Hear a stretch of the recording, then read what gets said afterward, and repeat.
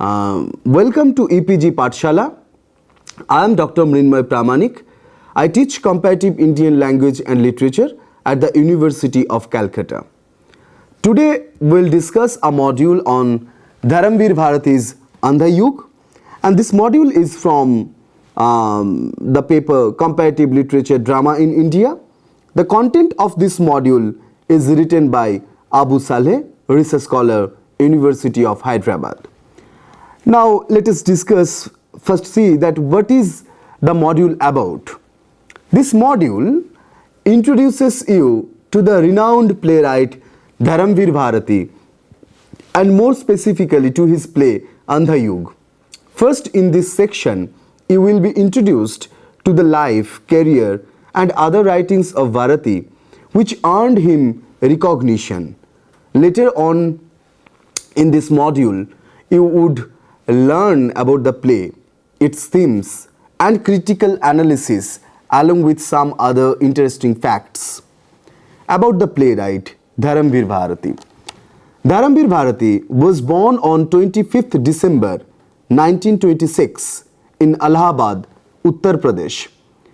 He lost his father at a young age that left a vacuum in his life and also financial difficulty for the family. In these difficult times, he managed to continue his education and received master's degree in Hindi from Allahabad University in 1946. After completing his masters, he worked more than 5 years as a magazine sub-editor of Abhyudaya and Sangam. After then, he started working for his PhD and got the doctorate degree in 1954. Soon he joined Allahabad University as a lecturer. He left the post in 1960 to join as a chief editor of the Hindi weekly magazine Dharma Yug, which was being run by the Times India Group in Bombay. Under his editorship, the magazine earned wide circulation and he remained associated with it till 1987. During the free times, he continued writing and started being acknowledged. Further, he turned out as a prolific writer.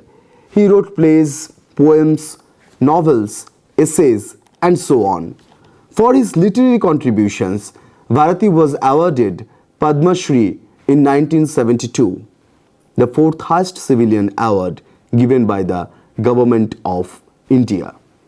Further, he was also recognized with the Maharana Mewar Foundation Award in 1988. In 1989, once again, the Indian government honored him with the Sangeet Natak Academy Award, the highest national recognition given in the area of performing arts. Later, he was awarded the Maharashtra Gaurav, Kodia Nash, Vyasa Samman too. Dharamveer Bharati died in 1997 due to the heart disease. His most popular novels are Gunahon Ka Devta, Suraj Ka Satvahan Godha or The Seventh Steed of the Sun. Both the novels were made into film by acclaimed filmmakers. Suraj Ka Satvahan Godha is considered as one of the foremost examples of metafiction in 20th century Hindi literature. It was translated into Bengali by the noted poet Maloy Rai Choudhury, for which he was awarded the Sahitya Academy Award for translation. Works of Dharamveer Bharati. The following are some of his prominent works cutting across various genres. Novels: Gunahon Ka Devta 1949, Suraj Ka Satwan Ghoda 1952, Gyara Sapno Ka Desh and Parambha Samapan. Poetry like Kanupriya, Thanda Loha, Sadgid Vers and Sapana Avivi. Plays like Andha Yug 1953, and he wrote essays like Thele Par Himalayas, Pashyanti Stories, Unka Hi, The River Was Thirsty, Nail Lake, Human Values and Literature, Cold Iron, etc. Short stories are Swarg और पृथ्वी, बंद गली का आखिरी मकान, चांद और टूटे हुए लोग, समस्त कहानियां एक साथ, सास की कलम से. Literary style of Bharati. Dharambir Bharati is considered as a modern creative writer whose writings are concerned with the immediate social and political issues of the time. He used elements of folk, chorus, and poetic style of writing in his play.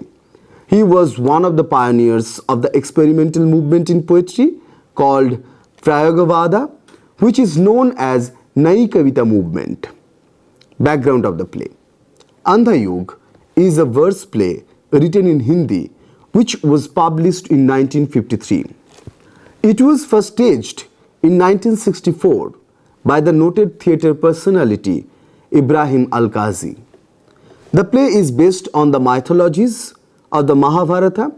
The play is one of the significant literary creations that were written soon after the partition of India and Pakistan. The play stands against war, hatred, and loss of humanity and life. Bharati writes, Andha Yuga would never have been written if it had been in my power not to write. I was in dilemma when the idea of writing the play rose within me. It made me little afraid. I knew that if I set out to write it, I would never be able to turn back. Bharati in the prefatory notes of the play. Now let us talk few words about setting of the play. The play has 5 acts and an interlude. Interval can be planned after the interlude. The writer gives instruction of the setting in the play itself as a note to the directors, which indicates that the stage design should be simple and kept minimal. The playwright says there is a permanent curtain at the back and 2 more in addition. Scene change will be indicated through the dropping and lifting of the curtain in the middle of the stage. The proscenium curtain should be dropped at the end of the act.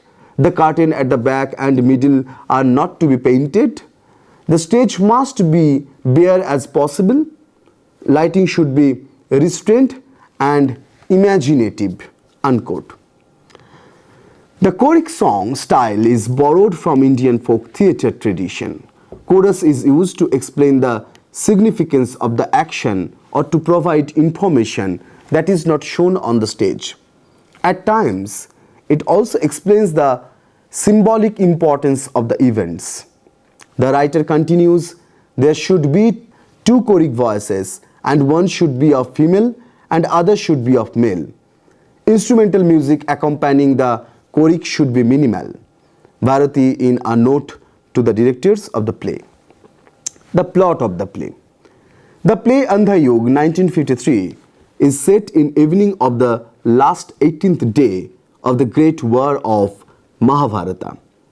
The play was written after the turbulent times of partition of India and Pakistan that took place in 1947.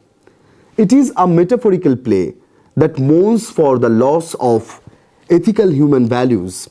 In other words, it is an interpretation of modern turbulent times using symbolically and metaphorically the characters of the epic Mahabharata. The play begins with the Mahabharata war, which took place between Kauravas and Pandavas for the throne of Hastinapur. The kingdom is burning and the battlefield is now covered with dead bodies and vultures.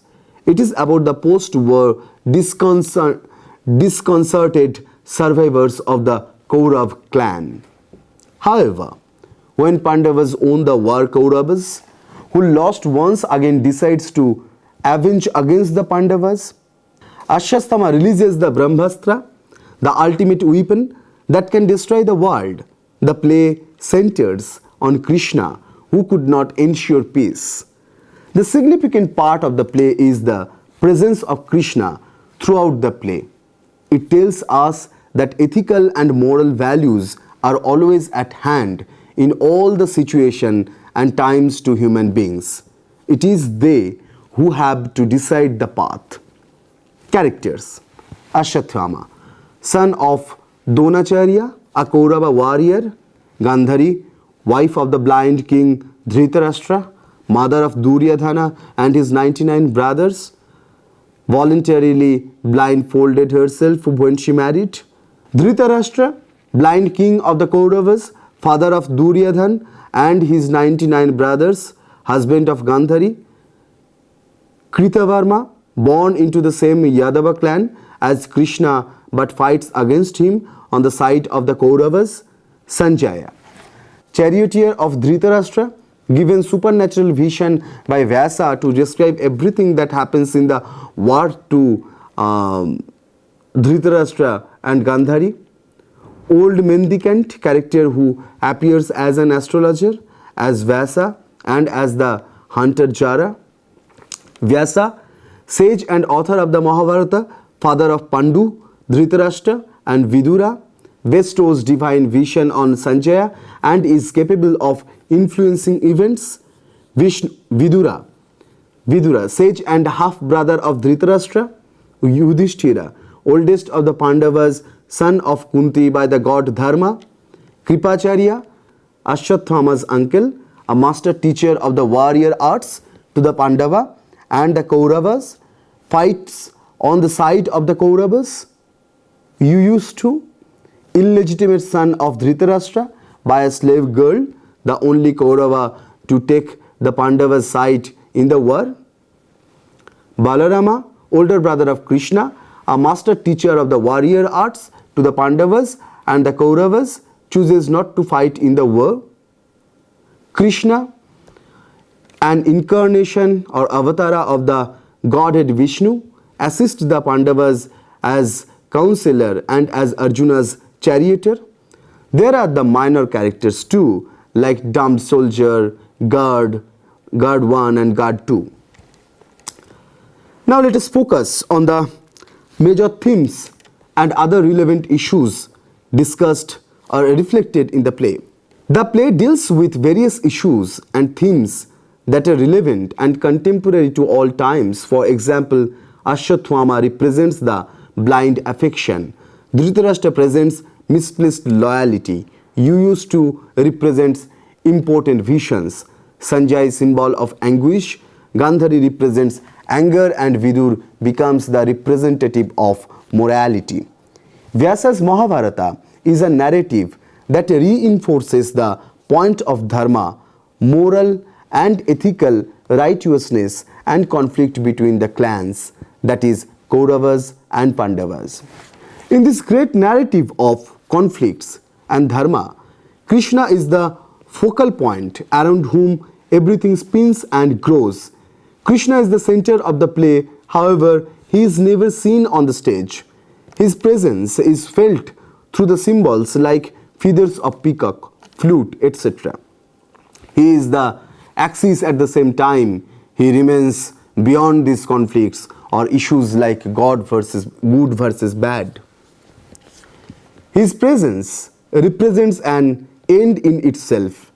This faith in Krishna sustains the moral well-being of all principal characters.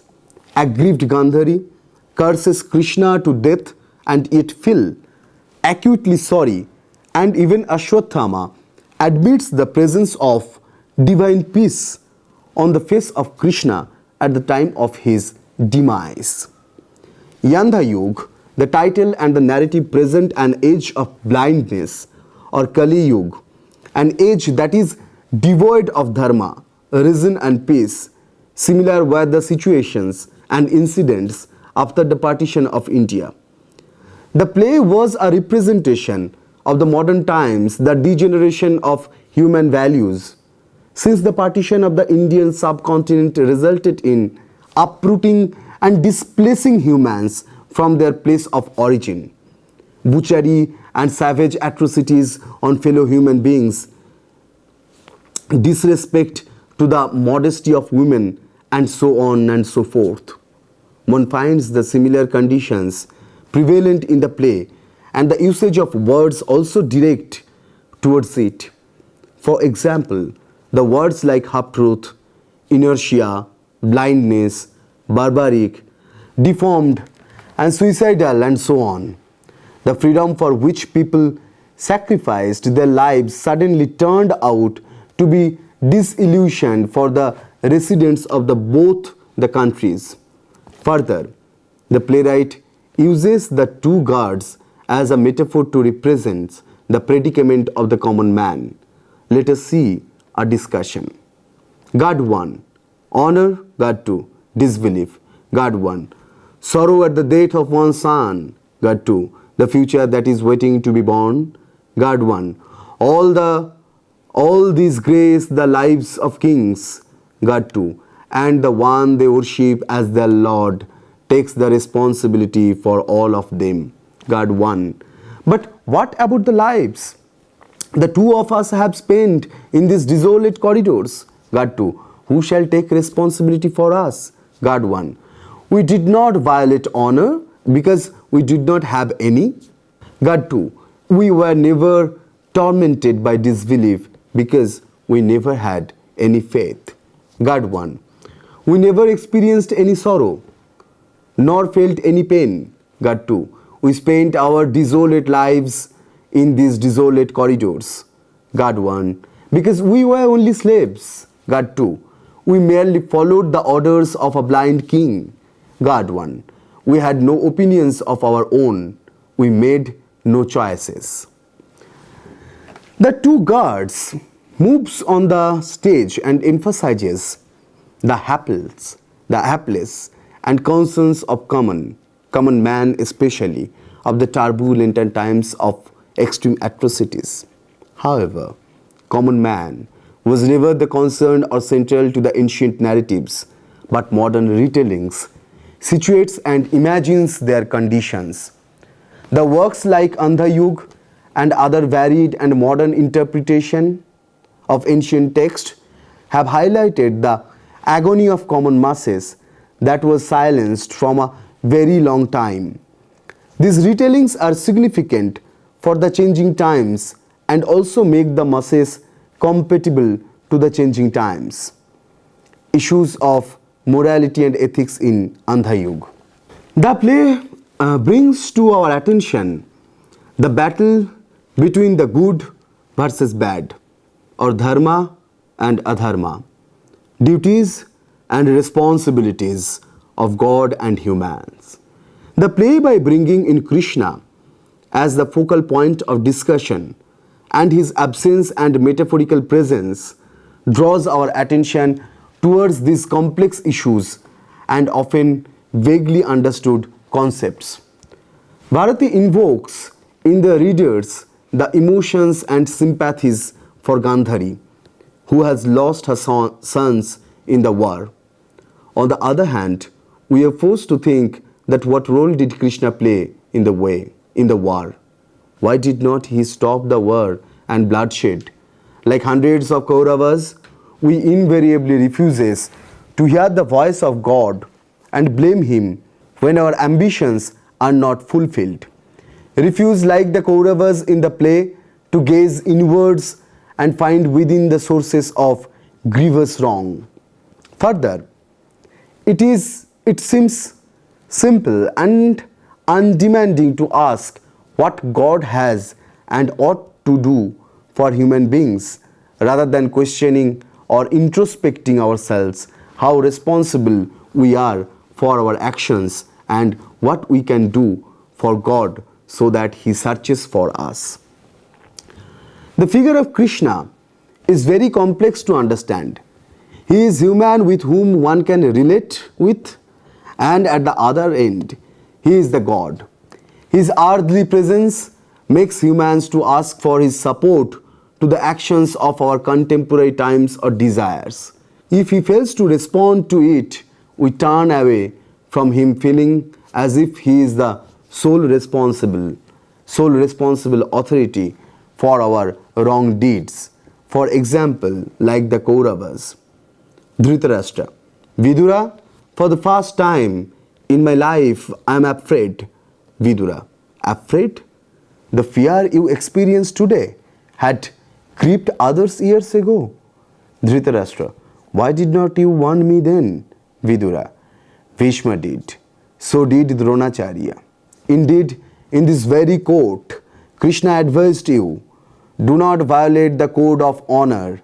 If you violate the code of honor, it will coil around the core of a clan like a wounded python and crush it like a dry twig. Vidura. It from the very first day, it was obvious that the Kaurava might, the final arbiter of truth, was weak and vulnerable. Over the past 17 days, you have received news of the death, one by one, of the entire Kaurava clan. Vidura is correct in emphasizing that one cannot take virtue for granted, used it as per one desires, as a commodity or service whenever it is required and forgotten in other times. Alok Bhalla writes, I quote, a moral life demands perpetual attention, and those like Dhritarashtra who fail to understand this cannot hope to escape the consequences. In the balance of things, then, it is right that at the end of all the carnage which he had failed to prevent, Dhritarashtra is consumed by a relentless forest fire, a manifestation of the desolation and the affliction of his soul. I unquote. Let us summarize the discussion. So, in this module, we have discussed about Dharamvir Bharati, the playwright. We came to know about his personal life. We also learned about Bharati's literary works and his style of writing. Further, we have discussed the play Andha Yug. We came to know about the background and setting of the play. We have discussed the plot and summary of the play. Then we have also discussed the characters in it. After then, we have focused on various themes and other relevant issues discussed in the play. Hope these are useful to you. Moreover, in this play, we have tried to focus on the recreation of the story of the Mahabharata. It is not only the recreation of the partly story of Mahabharata, but this play concentrates on the major event or incident of Mahabharata. What makes the Mahabharata as Mahabharata? It is not an easy task for the playwright to deal with such a central theme of an epic. We have discussed in this play that Bharati used the Mahabharata story in his play Andha Yug. He recreated the Mahabharata story in his drama in play Andha Yug in the very context of India's partition and its consequences.